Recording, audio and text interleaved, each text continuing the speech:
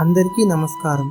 ఈరోజు మీరు థంబ్నెయిల్లో చూసినట్లుగా దేవుడికి పూజ చేయడానికి పూలనే ఎందుకు ఉపయోగిస్తారు అనే విషయం గురించి తెలుసుకుందాం.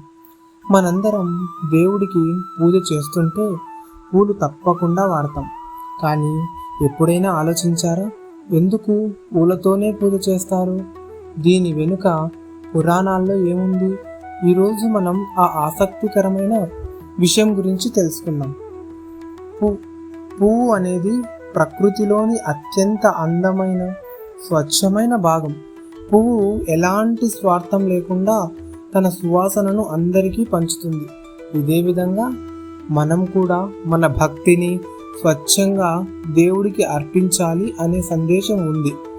పురాణాల్లో చెప్పిన ప్రకారం దేవతలు పవిత్రమైన వాటిని ఇష్టపడతారు. పువ్వు స్వచ్ఛతకు ప్రతీక. అందుకే దేవుడికి పూలు సమర్పించడం అంటే మన హృదయాన్ని సమర్పించడం అని అర్థం. పూలు త్వరగా వాడిపోతాయి. ఇది మన జీవితం కూడా తాత్కాలికమని గుర్తు చేస్తుంది. అందుకే వినయంతో, భక్తితో పూజ చేయాలని సూచిస్తుంది.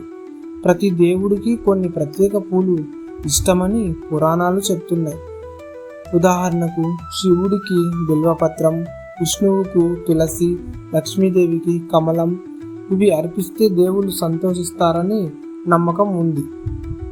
పూల సువాసన మనసుకు ప్రశాంతతను ఇస్తుంది. మంచి వాసన ఉన్న చోట సానుకూల శక్తి ఉంటుంది అని పురాణాలు చెప్తున్నాయి. పువ్వు సమర్పించడం అంటే మనలోని అహంకారాన్ని వదిలి వినయంతో దేవుడి ముందు నిలబడడం. కాబట్టి దేవుడికి పూలతో పూజించడం అనేది కేవలం ఒక సంప్రదాయం కాదు. అది మన భక్తి, మనసు శుద్ధి, ప్రకృతి పట్ల గౌరవం చూపించే ఒక మార్గం.